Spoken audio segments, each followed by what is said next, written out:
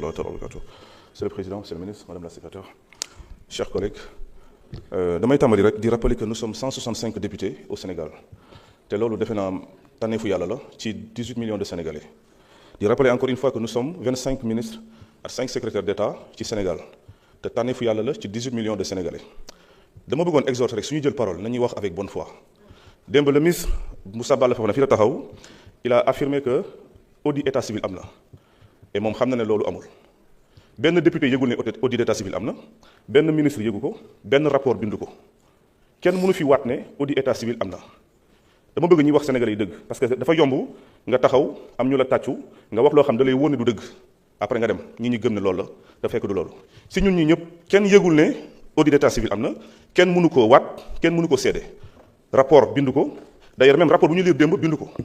aucun rapport bindu ko musuñu présenter au premier ministre un rapport d'audit d'état civil musuñu présenter au président un rapport d'audit d'état civil musuñu ko présenter Assemblée nationale donc bu ñu gëmloo Sénégalais yi ne on a audité l'état civil parce que amul maintenant nag vérification d'état civil ak audit d'état civil bu fekkee ministre da koo jaawale kon il faut ñu xool erreur de casse mi fan la jógee loolu laa bëgg na wax ci loolu monsieur le ministre dama lay interpeller rek si les milliers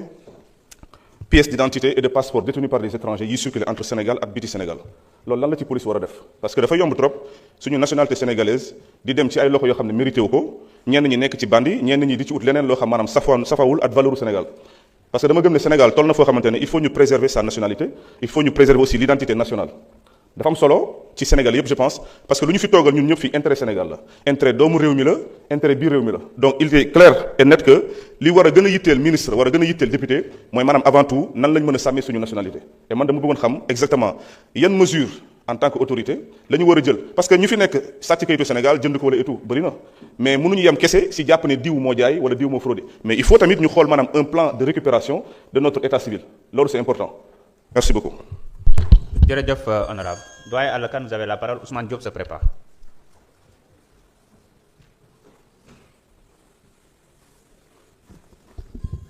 Auzu billahi mina sheytaani rajim bismillahi rahmani rahim. Monsieur le Président de l'Assemblée nationale, mes chers collègues honorables députés, Monsieur le ministre de l'Intérieur, Madame la secrétaire d'État chargée des relations avec les institutions, porte-parole du gouvernement, Messieurs les collaborateurs du ministre, je vous salue. Je viens faire un plaidoyer. Le 15 septembre 1957 dañu siiwal benn manifeste ca Thiès la ville historique manifeste boo xam ne doon enfin ci fii ci Afrique ay doomu Afrique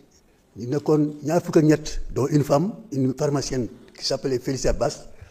ñu signé benn manifeste ne il faut jot nañu am indépendance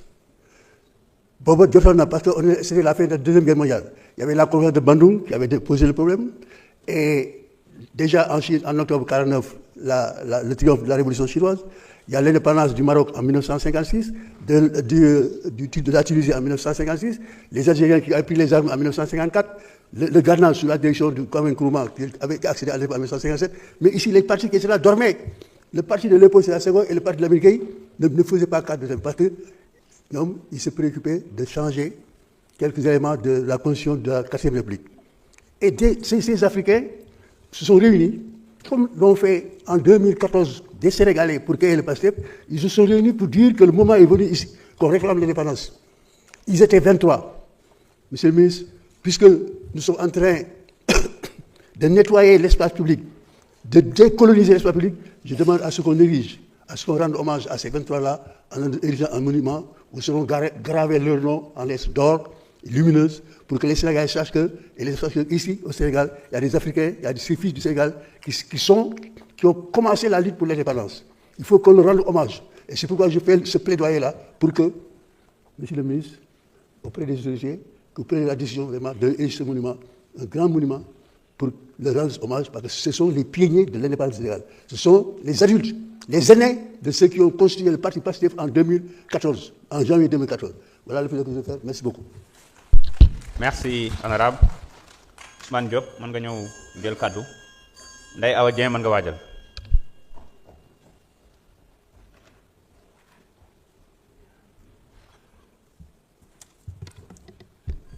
Aouzu billahi minash shaitani rajim bismillahi rahmani rahim. Merci Monsieur le Président, Monsieur le Ministre, Madame la Secrétaire d'État, chers collaborateurs du ministre, chers collègues. Monsieur le Ministre, je voudrais profiter de cette occasion qui m'est offerte pour vous présenter mes félicitations et encouragements pour les décisions majeures que vous avez prises dès que vous avez pris fonction donc, dans ce département-là. Cependant, Monsieur le ministre, prendre des décisions, c'est bien, mais assurer le suivi est encore mieux. Donc, je voulais, dans la même lancée, Monsieur le ministre, en commission technique, je vous avais posé une question relative à l'expiration des pièces d'identité en début 2027, si on sait que c'est une année électorale. Étant donné que vous êtes la voix la plus autorisée et que les interpellations fusent de partout, je voudrais que vous apportiez des explications très claires à l'endroit du public qui nous regarde pour que ces inquiétudes-là soient dépassées. Monsieur le ministre, dans la zone de Mbawor, dans le département de Kébémer, regroupant Tchep, Bandeigne, Léona et une partie de la commune de Djokoul,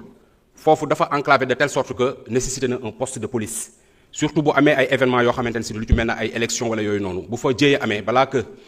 ñu wara intervenir di ñëw donc ça prend beaucoup de temps ba nga xamanteni ni vraiment donc population ba dañuy am ay jafé jafé. Monsieur le ministre, su ma ñëwee toujours dans la commune de Kébémer, on note de plus en plus la prolifération de la prostitution.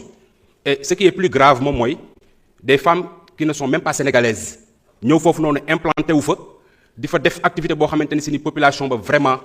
am nañ ay inquiétudes surtout du côté de la jeunesse ñu bëgg vraiment nga intervenir si en demandant à vos services compétents donc ñu agir de telle sorte que fléau boobu doon donc ñu mën ko arrêter. Monsieur le ministre, toujours à Kébémer.